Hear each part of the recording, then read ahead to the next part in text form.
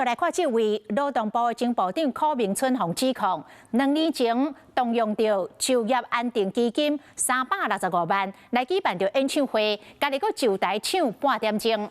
台北市议员钟小平到地检署来告发着柯明春涉嫌着贪污，台北地检署嘛已经开始来侦办了。柯明春是背回讲，这个音乐会2点半钟，伊敢若唱10分钟。 有直播会当来参考，伊讲伊嘛会配合调查。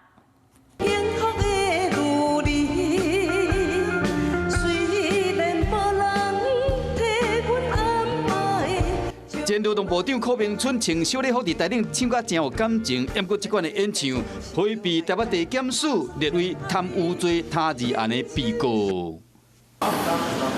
2005台北市议员钟小平告柯明春牵涉贪污，因为2022年立法署办性别工作平等法20周年音乐会，用的是就业安定基金开365万，未使用公家钱办个人的演唱会。这个许明春他的演唱会，不管是有人爆料或者没爆，用就业安定基金或者挪用公司进行开。大家讲想要搁听一条无？你看，你看。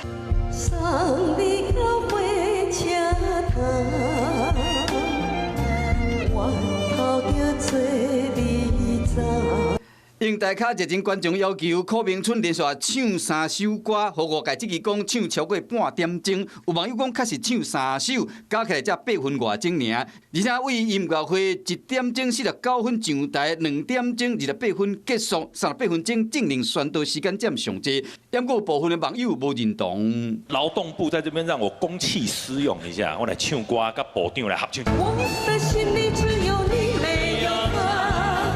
针对这点，柯明春敢若透过文字回应，办个人演唱会并不是事实。规场演唱会2点半钟，伊敢若唱10分钟，其他部分会使接受司法的检验，配合检方的调查。另外，同款被列为贪污被告的，也有劳动部北分署的署长谢义勇，涉嫌用公款183万买礼品送亲戚朋友，嘛被分案调查。